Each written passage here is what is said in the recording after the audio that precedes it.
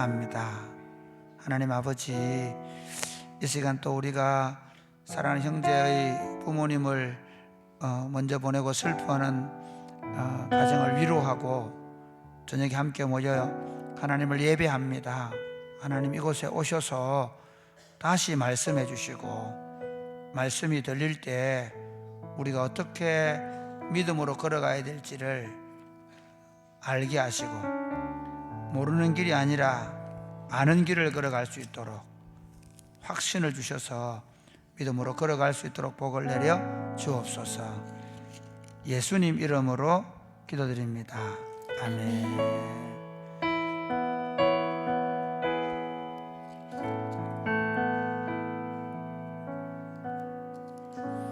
오늘 말씀은 마태복음 26장 17절에서 35절 말씀입니다. 오늘 말씀은 예수님께서 마지막 죽기 사흘 전이죠, 날수로. 어쨌든 마지막 만찬은 이틀이 지나면 유월절이니까 그 유월절 어린 양으로 예수님이 돌아가시게 되는데, 그 전날 이제 마지막 만찬을 하는 장면입니다. 이 장면, 이 마지막 만찬을 하시고 그리고 십자가에서 돌아가시는데, 이 만찬을 하는 그 자리에 이제 일어난 이야기입니다.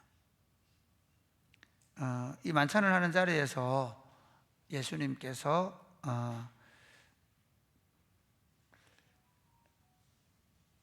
자신을 팔자에 대해서 말씀하시고, 그리고 또 감람산에 가셔서 예수님께서 이제 그 제자들이 자신을 버리게 될 것을 말씀하시는데, 이 장면이 두 개 나옵니다.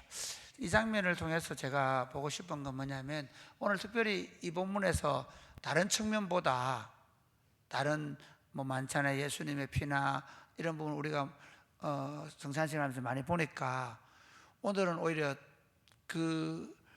이 사건에서 나오는, 이 에피소드에 나오는 두 인물을 조명해 보려고 합니다.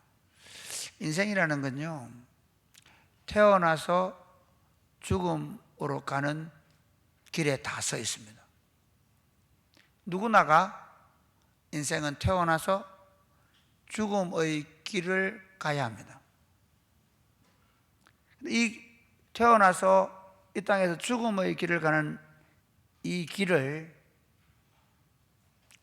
어떤 사람은 영생의 길로 간다고 얘기하고, 어떤 사람은 영벌의 길을 간다고 얘기합니다. 똑같이 걸어가는데, 같이 밥 먹고 같이 직장 생활하고 같이 자녀를 낳고 같이 막 성공해 보려고 애를 쓰고, 그런데 그 두 길이, 하나는 영생의 길이고 하나는 영벌의 길이다.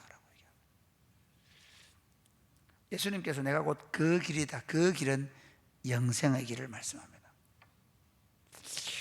영생의 길을 걷는 사람과 영벌의 길을 걷는 사람의 차이가 무엇인가, 오늘 좀 그걸 보려고요.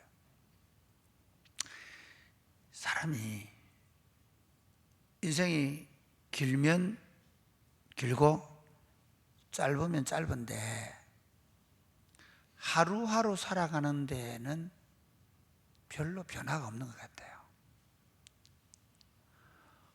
내가 어떤 생각을 하고 살든, 내가 어떤 길을 선택해서 걸어가든, 하루하루를 단면을 놓고 잘라서 보면 거의 똑같이 사는 것 같아요. 표가 안 나요. 그런데 이 단면, 하루하루의 단면을 이제 길이라는 우리 점하고 선을 보면요, 점은 하루로 볼 수 있겠죠. 그런데 그 점들이 모여서 선이 된 인생의 길을 보면 전혀 다른 길이에요. 한번 생각해 보세요. 점을 이렇게 같이 찍어 간단 말이에요. 거의 점을 찍을 때 표가 안 나는데, 그 점이 조금만 달라도 어느 순간이 되면 굉장히 다른 길을 걸어간다는 거예요. 만약에 내 인생의 길을 놓고 보면 뭐 선택이라든지 또는 하나님의 은혜로 구원받는 걸 다 놔두고 그냥 그 자체를 내가 걸어가는 인생길로 보면 어떤 사람은 예를 들어서 조금 틀린 그 점을 찍고 나서 아닌데 이게? 그리고 그 조금 정말 보이지 않는 그 미세한 점을 다시 그 자리로 돌아가는 사람이 있고 어떤 사람은 뭐 어때?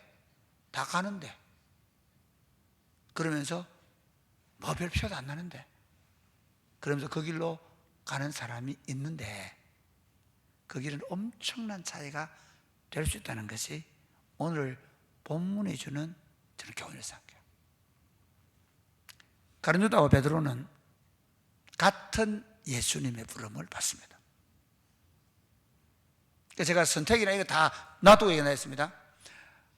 왜냐하면 그건 알 수 없는 거니까. 선택설이나 예정론은요 사실은 믿음의 사람들이 하는 고백입니다.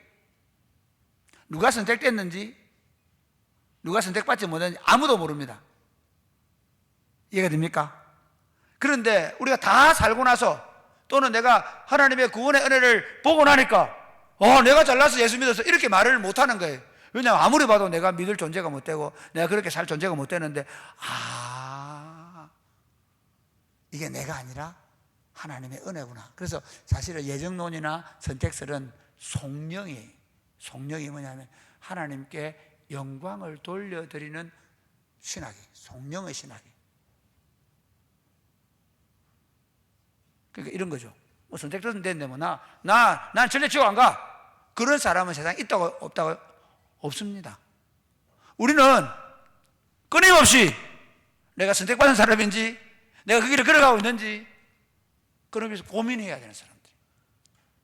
그런 관점에서 오늘 본문을 한번 보십시오. 똑같이 예수님의 부름을 받고 예수님과 함께 3년을 예수님의 제자로 살아냈단 말이에요. 더 놀라운 건 베드로가 제일 나이가 많은 뭐 하여튼 수제자로 부르니까 어쨌든 그러다 보면요 이 제일 머리가 좋지는 않은 것 같아요. 제일 머리가 좋았던 가룟 유다예요. 가룟 유다는 수학을 잘했던가 봐요. 여러분 한번 생각해 보세요. 저는 제일 하기 싫은 게 뭔지 아세요? 회계예요. 회계. 저는 정말 회계하고 근데 회계를 많이 했습니다. 제 하구에 회계하고 그 다음에 총동창 회계하고 그때 참 죽을 때 제가 정말 힘든 게 막 돈 계산하고 저는 정말 싫어합니다. 근데 어쨌든 그 회계하는 거 근데 회계가 체질인 사람이 있어요. 회계가 너무 쉬워. 혹시 회계 쉬운 분 계십니까? 그분은 머리가 좋은 분이에요. 사실 가룟 유다는 머리가 너무너무 좋아서 머리 좋은 게 죄입니까? 아닙니다. 그런데 문제는 가룟 유다가 그 돈괴를 맡아서 분명히 예수님을 따를 때 가룟 유다가 어떤 마음으로 사실 솔직히 얘기하면 제자들도 다 똑같이 예수님 따를 때 이분이 메시아고 이분이 메시아의 왕국을 일으키면 거기서 다 한 자리 하고 싶어서 따르단 말이에요. 다르지 않아요. 크게 다르지 않습니다. 그런데 적어도 다른 제자들은 진심이었어요. 예수님께 대해서. 그런데 가룟 유다는 언제부터 그랬는지 모르지만 언제부터 그랬는지 모릅니다. 예수님의 전도단을 후원하는 후원자들이 물질을 후원해 주니까 그걸 야금야금 떼먹기 시작했어요. 그는 도적이라 그렇게 해요. 예수님의 그 전도단의 회계가 돈을 야금야금 떼먹기 시작했단 말이에요. 그러다가 결정적으로 지금 마리아가 예수님의 머리에 향유를 부은 사건을 보고 나서 예수님이 오히려 그들이 나서가지고 막 그 가룟유다 선동을 하거든요. 선동을 해가지고 네가 이걸 팔아다가 이게 300데나리온인데 이게 1년치 품삯이에요. 지금으로 말하면 한 연봉 한 4,500 뭐 이래 한 5,000 생각해 보세요. 그 돈을 하루아침에 날려버린 하루아침에 하루 저녁에 밥 먹다가 그냥 부어버린 거예요. 제자들 입장에서 봐도 이게 난감하거든요. 그걸 같이 화를 낸 거예요. 그렇지만 가룟 유다가 낸 화와 제자들이 했는데, 나 진짜 제자들 어떤 생각했냐면, 그래, 이걸 뭐 그렇게 한꺼번에 다 쏟냐. 예수님의 십자가는 모르니까. 근데 가룟 유다는 더 화가 났어요. 왜 화가 났냐면 자기 계산이 있었기 때문에. 그러니까 제자들이 낸 화는, 그래, 이걸 왜 쏟아, 이걸 가룟 사람 도와주자, 가룟 유다 말이 맞아, 그래서 동조를 했지만 가룟 유다는 진짜 아까웠던 거예요. 왜? 그 돈 중에 일부는 내 것이 될 수 있으니까. 그러고 나서 바로 가룟 유다는 예수님을 팔기로 결심하고 대제사장에게 가서 예수님을 팔기로 결정을 하고 돌아와요. 이제 예수님을 팔기로 결정을 하고 은 30냥을 받고 거기서 돈 받아 돌아왔어요. 그 다음 한번 보시겠어요? 자, 이제 그 다음 보겠습니다. 26, 17절 한번 같이 읽겠습니다. 시작. 그들의 첫날에 제자들이 예수께 나와서 이르되 유월절 음식 잡수실 것을 우리가 어디서 준비하기를 원하시나이까. 예, 그 다음에 18절 시작. 이르시되 성한 아무에게 가서 이르되 선생님이 말씀이 내 때가 가까이 왔으니 내 제자들과 함께 유월절을 내 집에서 지키겠다 하시더라 하시니. 제자들이 예수께서 시키신 대로 하여 유월절을 준비하였더라. 예수께서 12제자와 함께 앉으셨더니. 여러분, 지금 예수님의 마음이 얼마나 잡잡하실까요? 제자들과 이제 마지막 오늘 밤을 보내고, 그리고 이 마지막 밤이 가면 그는 잡혀서 어디로 갑니까? 십자가의 길을 가는 겁니다. 이 마지막 날, 사흘날이 이틀 전이 마지막 날 밤에, 여러분 생각해, 마지막 날 밤 이해하시죠? 우리 선교제에 가서 마지막 날 보면 막 마지막으로 막 울고 그러잖아요. 지금 예수님이 얼마나 찹찹한지 몰라요. 예수님은 마지막 가면서 제자들과 지금 잠깐의 이별 때문에 또 아버지로부터 사실은 그 진노의 잔을 마셔야 되거든요. 그래서 겟세마네 동산에서 땀방울이 핏방울이 될 정도로 기도합니다.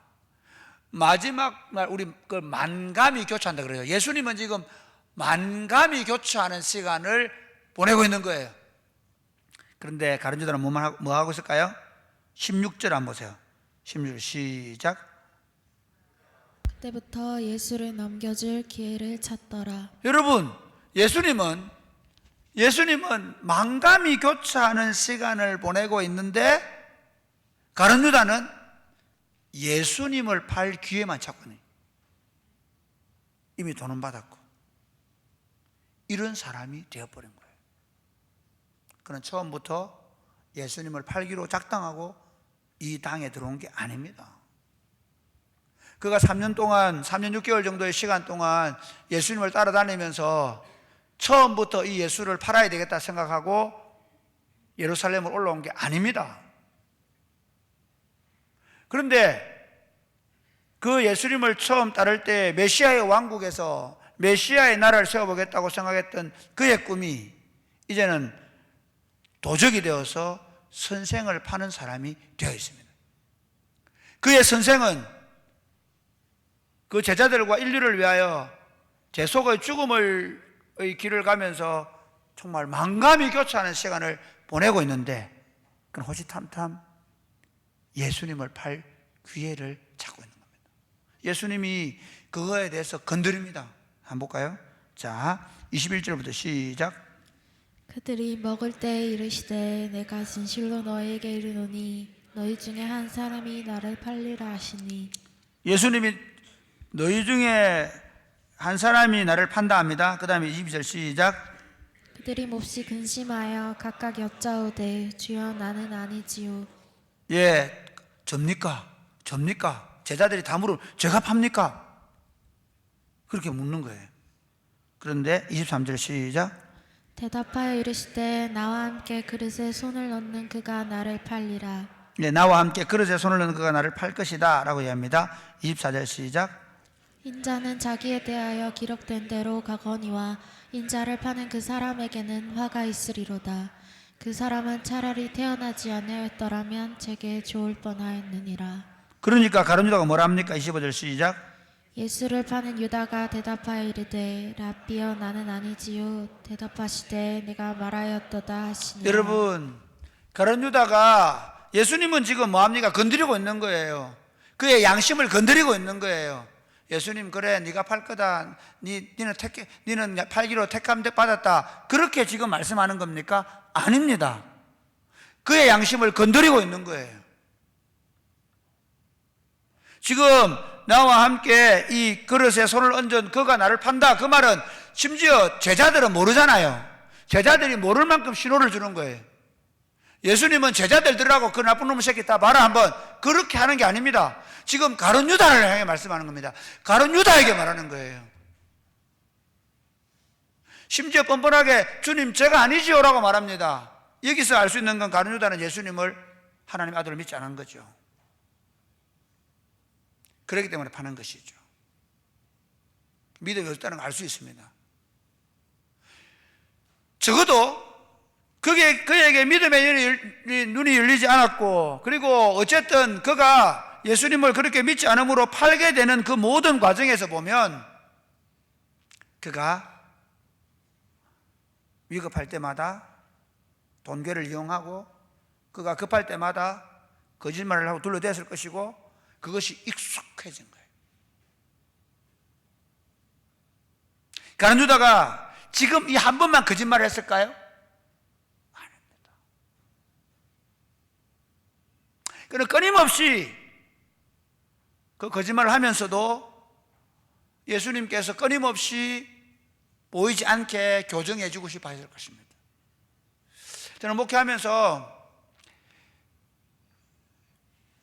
성도들을 바라보고 교육자들과 함께 사역하면서 가지고 있는 생각이 그겁니다. 강제로 꺾지 않겠다는 겁니다. 가능하면 강제로, 특히 교육자들 같은 경우 강제로 꺾어버리면요 절대로 안 바뀝니다. 제 보는 데서는 아닌 것처럼 하죠. 제 보는 데서는 순종하는 척 할 수 있죠. 죄송하지만 좋은 목사는 안 됩니다. 저는 예수님의 마음이 그렇다고 생각합니다. 오히려 그런 짓 할 때 불러다 놓고 죄송합니다. 야 이놈의 새끼 너 얼마 해먹었어? 계산해 하면 그때 가룟 유다는 절대로 아유 예수님 제가 잘못했습니다 이제 안 그럴게요 아니고 그냥 버리고 갈 겁니다. 우리 생각에는 아 예수님이 그냥 가룟 유다 보고 불러다가 너 일만 해먹었지 하지마 할 수 있다고 하면 좋았게 생각하죠. 그럼 어떻게 할까요? 욕심이 잉태한 적 죄를 낳고 죄가 사망을 난다고요. 딱 그게 잡혀있는 사람은요 그거 다르게 말합니다. 그거 절대로 성공 안 합니다. 떠나갑니다.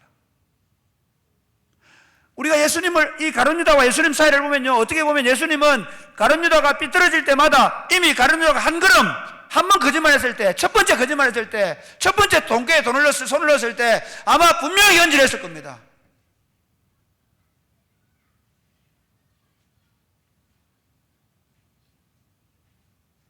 종종 목회하면서 그런 아픔이 있습니다. 이건 아닌데 이렇게 안 했으면 좋겠는데 얘기하는데도 갑니다. 모른 척하고 갑니다. 그리고 나중에 그게 좀 더 표면화되면 다른 얘기를 합니다. 이게 인생입니다. 여러분 첫 번째 혹시 내 걸음이 잘못될까 싶어서 조심하셔야 합니다. 그게 신앙입니다. 그게 예수 믿는 겁니다.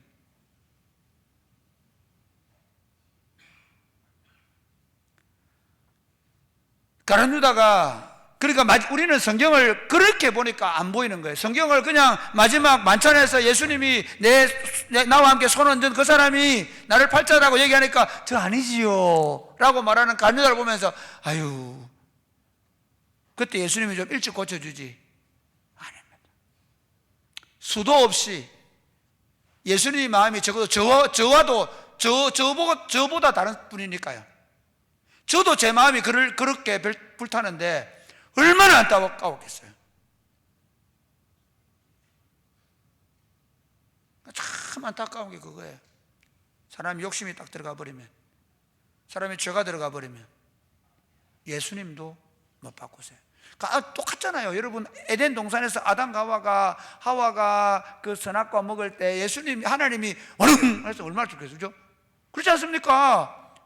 아니에요. 그러나 하나님 마음이 어떻게 얼마나 쫄았겠어요? 얼마나 아니기를 바랐겠어요? 여러분, 욥이 시험 당할 때도 보면 하나님이 관여하십니까? 안 하세요. 못 하세요. 그가 이겨내기를 바라시는 거죠. 그게 하나님이에요. 왜요? 강제로 다 잘라놓고 아예 예를 들어서 다 잘라놓고 아예 못하게 해버리면 그러면 우리는 하나님 내가 사랑합니다. 아니, 사랑 그런 게 아니에요. 사랑은 절대로 그런 게 아니에요.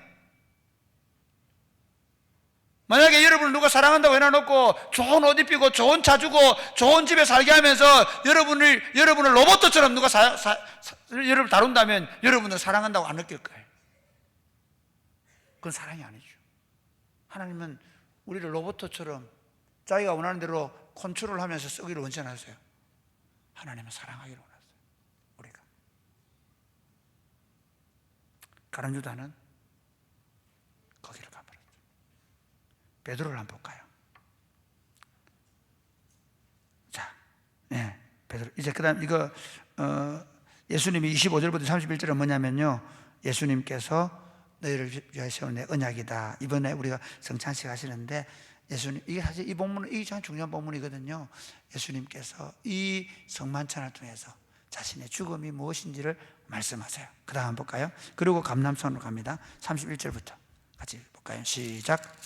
그때 예수께서 제자들에게 이르시되 오늘 밤에 너희가 다 나를 버리리라. 기록된 바 내가 목자를 치리니 양의 떼가 흩어지리라 하였느니라. 계속해서 살아난 후에 너희보다 먼저 갈릴리로 가리라.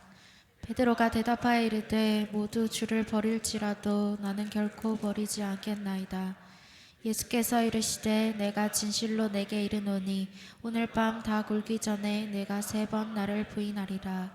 베드로가 이르되 내가 주와 함께 죽을지언정 주를 부인하지 않겠나이다 하고 모든 제자도 그와 같이 말하니라. 여러분, 이건 참 베드로한테 제자들이 얘기하죠. 오늘 밤 너희가 다 나를 버리게 된다 얘기합니다.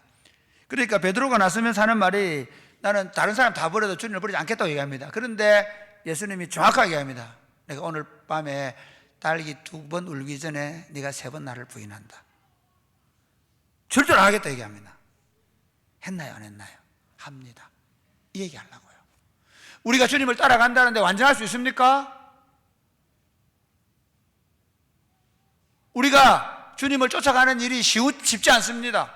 분명히 베드로는요 이렇게 됐습니다. 베드로는 이제 나중에 넘어가서 보면요 어떻게 됐냐면 이제 그 예수님이 신문 당하는 자리에 가 있습니다. 예수님이 신문을 당하고 있는데 거기에 이제 그 여자 종들이 너 예수님하고 같이 다녔지? 아니야. 또 다른 종이 너 맞는데? 아니야.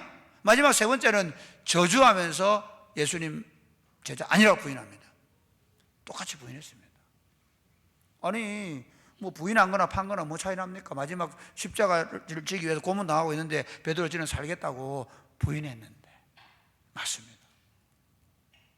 그러나 우리가 인생을 살면서 우리 자신도 모르게 실수할 수 있습니다. 너무 다급해서 거짓말을 할 수도 있고요. 너무 다급해 넘어질 수 있습니다. 너무 다급해서 나도 모르게 종종 그럴 수 있습니다. 저도 너무 다급하면요 신호를 위반하고 유턴을 합니다. 오늘도 예원이를 피아노 학원 떼줘야 되는데 최저 신방을 하고 너무 늦은 거예요. 그래서 급하게 오다가 저 장례식장 앞에서 저쪽 어딥니까? 저 위에 이쪽 가면 시장 오늘 장날이 열리거든. 그 시간 약속 넘어지기로 죄송합니다. 신호 위반하고 좌회전해가 저쪽 위에 길로 가서 집으로 갔습니다. 잘한 거 아닙니다. 정말. 그러면서 다시는 안 그래야 되겠다 생각을 했습니다. 제가 무슨 말 하고 싶으냐면요 진짜 그러면 안 됩니다. 근데 저도 그렇게 합니다.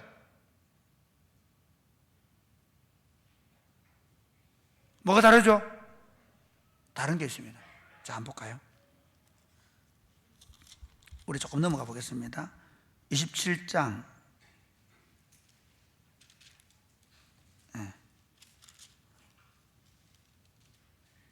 20 6장 75절 먼저 시작. 이에 베드로가 예수의 말씀에 다 굴기 전에 내가 3번 나를 부인하리라 하심이 생각나서 밖에 나가서 심히 통곡하니라. 예,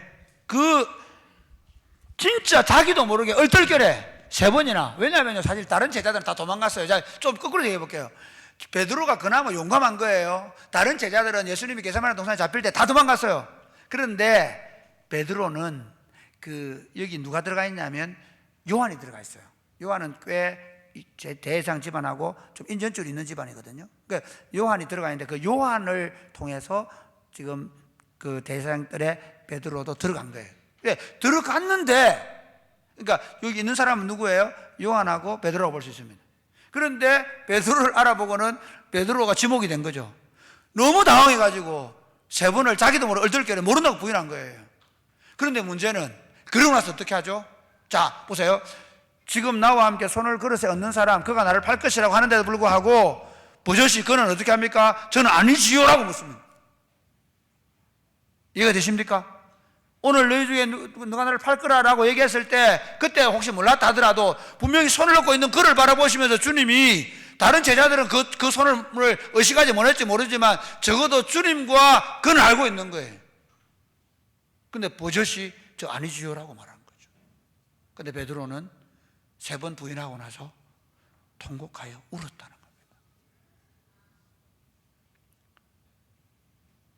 그리고 가룟 유다는 어떻게 해버렸냐면 예수님이 정죄되는 걸 보고 너무 양심이 찔려가지고 자살해버리는 거예요. 죽음 얘기도 하고 싶어요. 똑같이 죽어요. 한 사람은 목 베어 죽어요. 목 매달라서 죽는 거나 목 베어 죽는 거나 죽음의 차이가 같을까요? 다를까요? 그렇게 다르지 않습니다. 어떻게 죽든 죽습니다. 어떻게 보면 비참하게 목이 잘려서 감옥에 잡혀 있다가 아니죠. 베드로는 거꾸로 십자가 못 박혀 되니까 더 고통스럽게 죽었겠죠. 참수형 당한 바울이고. 어쨌든 죽음 자체가 그렇게 중요한 거예요. 어떻게 죽는지 중요하지 않아요. 그런데 무엇 때문에 죽는가는 너무나 중요하죠. 이렇게 결론을 맺어봅시다. 가룟 유다와 베드로의 출발은 똑같습니다. 목회하면서 참 그런 걸 많이 봅니다. 신학 대학원 다닐 때 똑같습니다. 그 친구들이 훨씬 똑똑한 친구들 많아요. 훨씬 더 집안도 좋고 신학 공부도 잘하고. 예, 저는 진짜 신학 진짜도 몰랐습니다. 저는 성경을 너무 모르는 사람이었습니다. 안 보였습니다. 와, 대학 갔는데 막 성경 갖다 대고 막 하는데, 와, 깔병 얘기하는 데는 뭐 깔지도 모르거든. 깔때? 이럴 줄 알고 갔어요. 정말. 아버지 덕인지 뭔지 모르지만 막 좋은 교회 가고, 저는 시골 가고, 나 혼자 촌도 가고 막. 제가 얘기하고 싶은 건요, 얼마나 올곧게 그 길을 가는가는 너무 다르더라고요. 오늘 우리 배전사님이 강호사 시험 이제 통과하고 강호사 이제 훈련 2박 3일 받고 기분 좋게 받더니 다음 주에 이제 노예할 때 강호사 인허증 받으면 이제 강로사가 돼요. 얼마나 좋게. 지금 2년 뒤에 목사 연습할 때 얼마나 좋을지 몰라요. 그런데 가는 길은 다 똑같지 않아요. 가룟 유다와 베드로가 가는 길이 그랬을 거예요. 같이 다닐 때 좋았을 거예요. 그러나 이 가는 길이 너무 달았던, 조금씩 틈이 벌어지죠. 한 사람은 가던 길을 계속 가버려요. 한 사람은 잘못된 걸음, 한번 삐끄러진 그 걸음을 조금씩 아닌 것처럼 하면서, 아닌 것처럼 하려면 어떻게 가야 돼요? 그냥 안 가요, 절대로. 아닌 것처럼 가려면 어떻게 가야 돼요? 이해하시겠습니까? 잘 생각하셔야 돼요. 그냥 예수 안 믿는 사람은 그냥 가버립니다. 그런데 아닌 것처럼 가는 사람은 이렇게 갑니다. 다른 사람 몰라야 되니까. 베드로의 걸음 어떨까요? 예, 나도 모르게 넘어지면 다시 일어나서 아닙니다, 잘못했습니다 하고 또 일어나는 거예요. 또 넘어지면 어떻게 했을까요? 예, 잘못했습니다. 그래서 사탄아 물러가라 얘기 듣잖아요, 그죠? 예, 그 다음에 여기서도 통곡에 베드로는 그래서 닭이 울 때마다 울었답니다.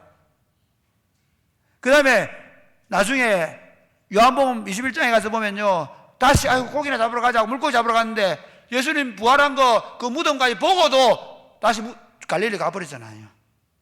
넘어짐에도 불구하고 그는 다시 일어서서 그 길, 그 부르심의 길, 그 그리스도의 길을 걸어갔다는 거예요. 여러분 어느 길로 가시겠습니까? 가는 것처럼 남 눈에 안 띄게 그 길 가실래요? 아니면 넘어지면 시인하고 다시 그 길을 가실래요? 그 길 가는 것처럼 가는 그 길은 그 길이 아닙니다. 오늘날 많은 목회자들, 오늘날 많은 성도들이 가는 것처럼 가요. 매일 아침 일어날 때마다 내가 지금 그 길 가고 있는지, 어디가 잘못됐는지, 어느 걸음이 잘못됐는지, 우리말로 어느 스텝이 꼬였는지 다시 스텝 바로 세우고, 여러분의 삶이 그 부르심의 길을 날마다 넘어지고 때로 날마다 실패하는 걸음을 다시 교정하면서 그 부르심의 길, 그 영생의 길을 걸어갈 수 있게 되기를 주님의 이름 축복합니다. 아멘. 찬양하겠습니다.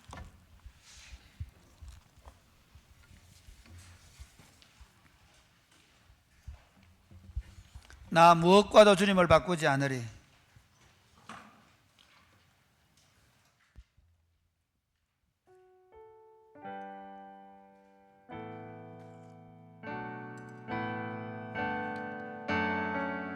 일어나 찬양할까요? 나 무엇과도 주님을 바꾸지 않으리. 무엇과도 주님을 바꾸지 않으리. 다른 어떤 은혜, 다른 어떤 은혜 구하지 않으리. 오직 주님만이 내 삶의 도움이시니 주의 얼굴 보기 원합니다. 주님 사랑해요. 주님 사랑해요.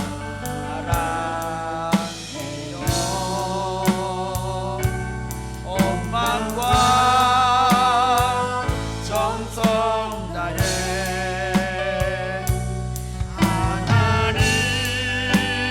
하나님의 친구 되기 원합니다. 다시 한 번 더, 나 무엇과도 주님을 바꾸지 않겠습니다. 무엇과도 주님을 바꾸지 않으리. 다른 어떤 은혜도 구하지 않겠습니다. 다른 어떤 은혜 구하지 않으리. 오직 주님만이 내 삶의 도움이시니 주의 얼굴 보기 원합니다. 주님 사랑해요.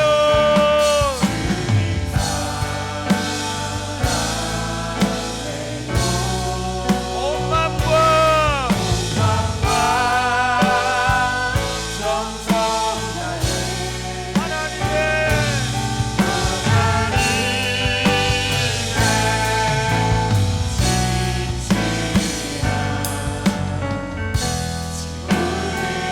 주님 사랑해요.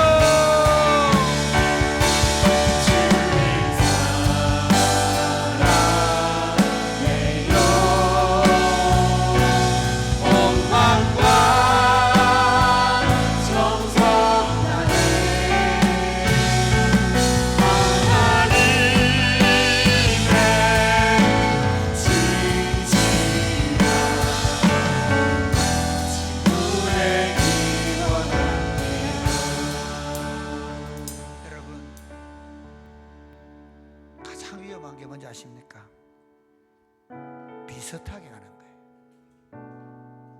그럴듯하게 가는 거예요. 그런 길은 없습니다. 그 길은 진리의 길이고 그 길은 생명의 길이고 그 길은 영생의 길입니다. 그 비슷한 길은 세상에 없습니다.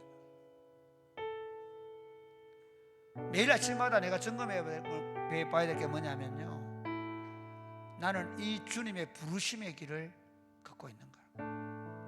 여러분, 넘어질 수 있습니다. 나도 모르게 스텝이 꼬여서 조금 다른 길을 갈 수 있습니다. 그러나 적어도 하루가 지나기 전에, 아니 하루를 시작하기 전에 다시 내가 그 길을 걸어가고 있는지, 지나온 길을 돌아보면서 다시 그 길인지를 확인해야 합니다. 매일 아침 저는 여러분 일어나셔서 주님, 제가 그 길 가고 있습니까? 물으셔야 합니다. 이렇게 기도하겠습니다. 주님, 제 인생의 길에 영생의 길, 생명의 길 허락하신 것 감사합니다. 이 길을 올곧게 걸어갈 수 있도록, 의인은 7번 넘어져도 8번 일어나리라고 말씀하셨는데 끊임없이 실패하고 넘어지지만 이 영생의 길, 이 생명의 길을 올곧게 걸어가게 하여 주시옵소서. 아멘. 사랑의 꽃피는 교회가 좋은 것은 그렇게 걸어가려고 하는 사람들이 많은 것이 좋은 겁니다. 함께 걸어간 형제들을 더 많이 주셔서 우리가 서로 위로하고 격려하며 이 복된 길을 걸어가게 하여 주옵소서. 아멘. 기도하겠습니다. 주여, 주여,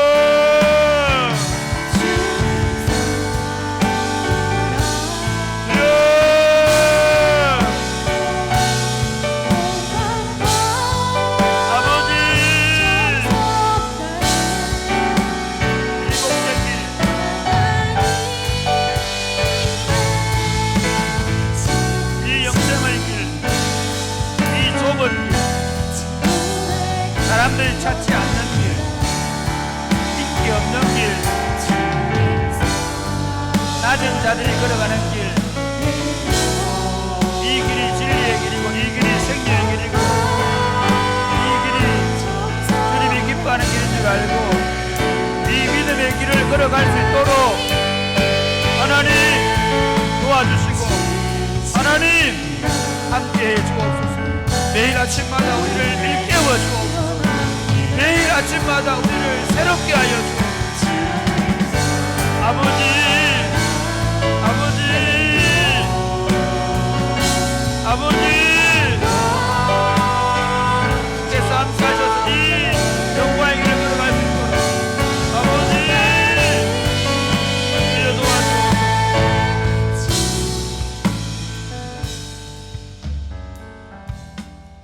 하나님 아버지, 이 복된 길, 이 영생의 길을 걸을 수 있도록 도와주셔서 감사합니다. 아멘.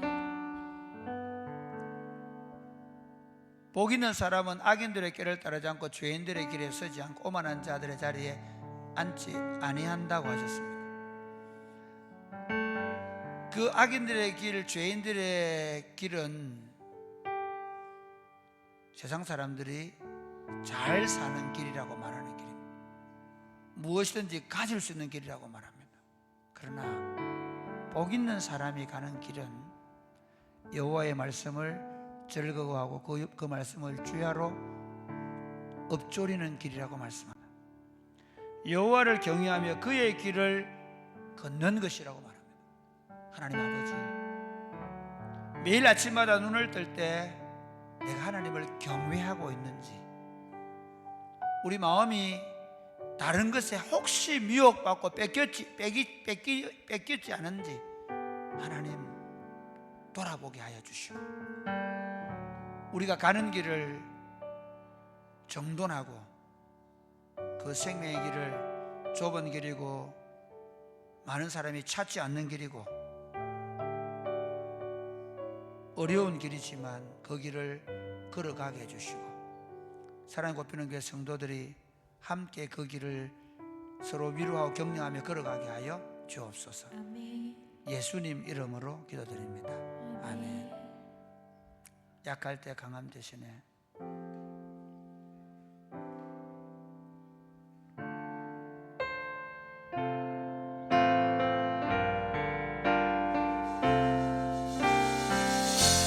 약할 때 강함 대신에, 약할 때 강함 대신에 나의 목이 대신 주 나의 모든 것. 주 안에 있는 보물을 나는 포기할 수 없네. 주 나의 모든 것. 예수 어린 양, 예수 어린 양, 존귀한 이름.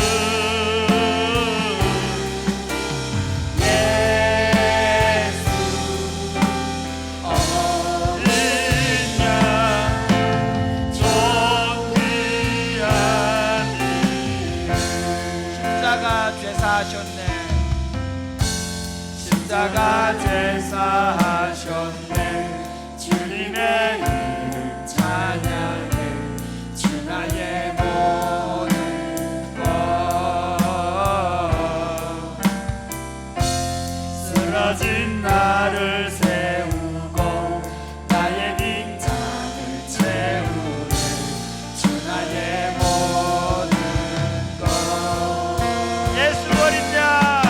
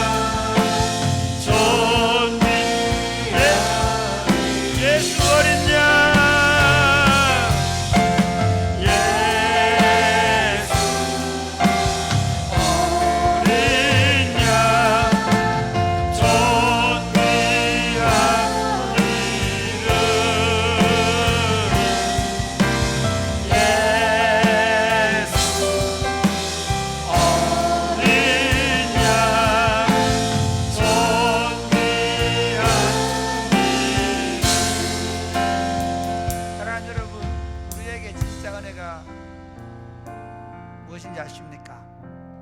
약함을 보는 것입니다. 우리는 우리 죄인의 본성은 뭘 기도하냐면 아무 걱정 없기를 바랍니다. 죄송하지만 아무 걱정 없으면 서서히 우리 영성은 약해져요. 아무 걱정 없으면 우리는 하나님을 붙들기가 쉽지 않습니다. 저는 목양하면서 참 감사한 것 중에 하나가 제 문제만 아니라 성도들의 약함을 붙들고 살게 하신 것을 너무 감사하게 생각합니다. 종종 성도들이 일어나야 되는데 못 일어나고 또 더 어려운 지경을 당하면 내가 꼭 뭘 잘못한 것 같습니다. 내가 너무 무능력한 것 같습니다. 근데 하나님께서 종종 깨닫게 하는 게 뭐냐면요, 아침에 눈을 떠서 제가 그분 때문에 기도하고 있습니다. 만약에 그분 아니라면 제가 기도를 안 할 가능성이 아주 많은 죄인입니다. 사랑하는 여러분, 이렇게 한번 기도하면 좋겠습니다. 여러분 안에 약함이 있습니까? 아니면 우리 교회 안에 약한 분들, 저는 오늘 우리 우리 김근호 형제의 그 장례식에 사실은 그 근호 형제 때문에 하고 얼마나 제가 많이 통화를 했겠습니까? 정말 아무것도 해줄 수 없는 목사의 그 약함을 가지고 그 2, 3개월을 보냈습니다. 그런데 그것 때문에 제가 근근히 하나님께 붙잡히고 살 수 있습니다. 성도들 가운데 약함을 가진 분들 계시고 우리 안에 약함을 가진 것을 가지고 있는, 저도 아이들을 키우면서 이제 뭐 그냥 별 걱정 없는 애들 괜찮습니다. 그런데 그 아이를 제가 아무것도 해줄 수 없을 때 제일 하나님 앞에 간절히 기도합니다. 그 아이의 고칠 수 없는 성격, 그 아이의 지금 잘못되어가는 어떤 모습, 그게 저로 하나님께 붙잡히게 만드는 방편입니다. 어떻게 보면 하나님은 그걸 거스러가시고 우리로 하여금 그분에게 붙잡힐 수 있게 하신 것입니다. 이렇게 기도하겠습니다. 주님, 약함 때문에 절망하지 말게 하시고 오히려 약함이 주님을 붙잡고 강하여지는 길임을 알게 하여 주옵소서. 그리고 우리 안에서 있는 뿐만 아니라 그 교회 공동체 안에서 그 약함을 붙들고 기도의 자리에 더 담대하게 나아가게 하여 주옵소서. 기도하겠습니다. 주여,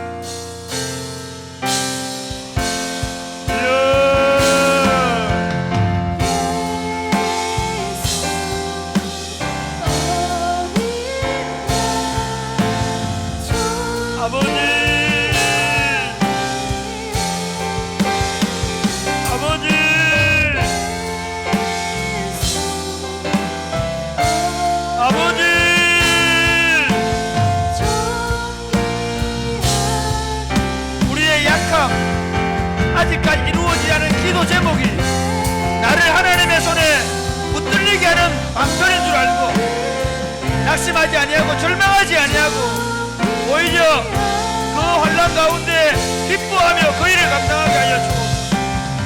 이게 없다면 내가 하나님께 붙잡히지 않을 것이고 아무 걱정 없다면 마음대로 남들처럼 술술술 일이 풀려가면 나는 그래서부터 멀어질 수 있는 사실을 알고 내가 하나님 앞에 더 가까이 나아갈 수 있는 방법으로 주님이 여전히 이걸 허락하지 않음을 알게 하시고 더 주님께 가까이 나아갈 수 있도록 더 주님을 붙잡을 수 있도록 약할 수밖에 없게 가까이 갈 수 있도록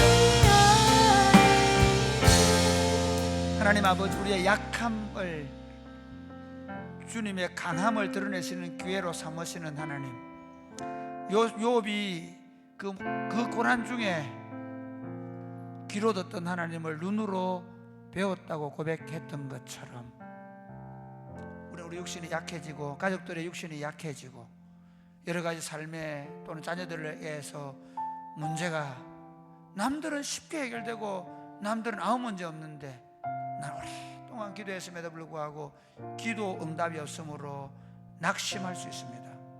사랑하는 주님, 낙심할 일이 아니라 오히려 주님을 더 가까이 할 수 있는 기회로 삼게 하여 주옵소서.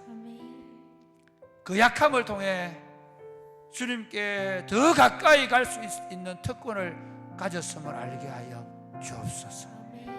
그러므로 약함 때문에 주님과 더 깊은 교제를 누리며 주님으로 인하여 강해지가는 시간을 갖게 하여 주옵소서.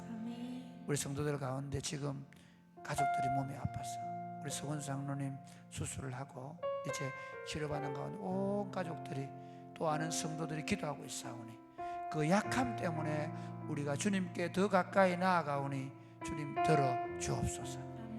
우리 근호 형제가 아버지를 잃고 그 약함 때문에 우리가 함께 조문하고 기도하고 있사오니 그 일을 통해서 그 가족들이 더 주께 가까이 나아가게 되고 온 성도들이 더 사랑으로 똘똘 뭉치게 되어지게 하여 주옵소서. 우리 성도들 가운데 그 약함 때문에 오랫동안 기도해도 응답되지 않은 것 때문에 낙심할 것이 아니라 오히려 주를 가까이 하는 기회를 삼게 하여 주옵소서. 예수님 이름으로 기도드립니다. 아멘. 마지막으로 허무한 시절 지날 때 깊은 한숨 내쉴 때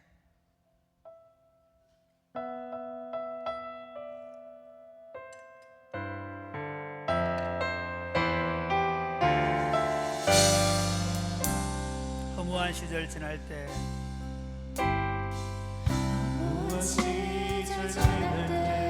깊은 한숨 내쉴 때 그런 풍경 보시며 탄식하는 분이 있네. 그와 같이 너희를 버려두지 않으리. 내가 너희와 영원히 함께하리라. 성령이 오셨네. 성령이 오셨네. 성령이 오셨네. 내 주에 보내신 성령이 오셨네. 우리 인생 가운데 친히 찾아오셔서 은하라고 예하시네.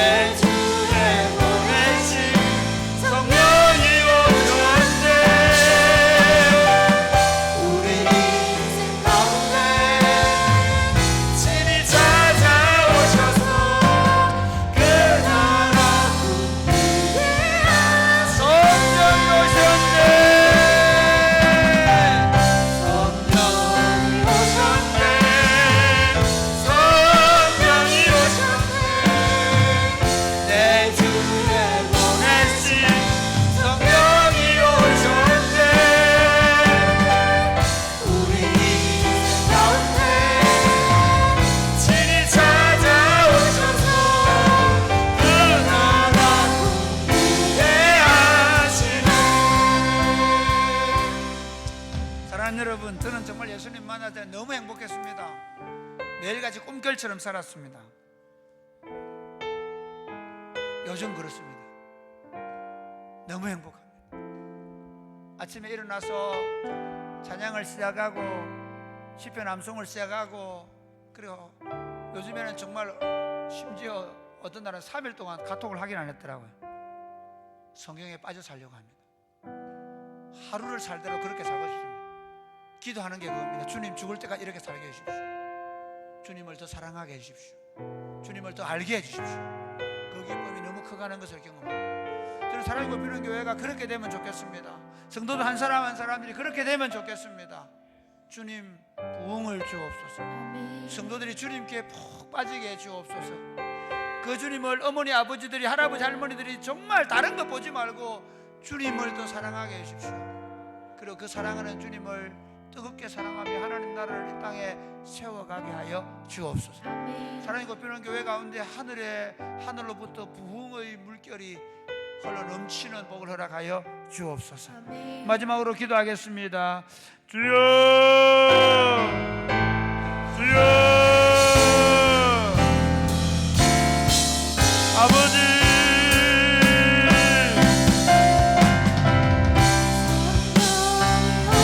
아버지, 아버지,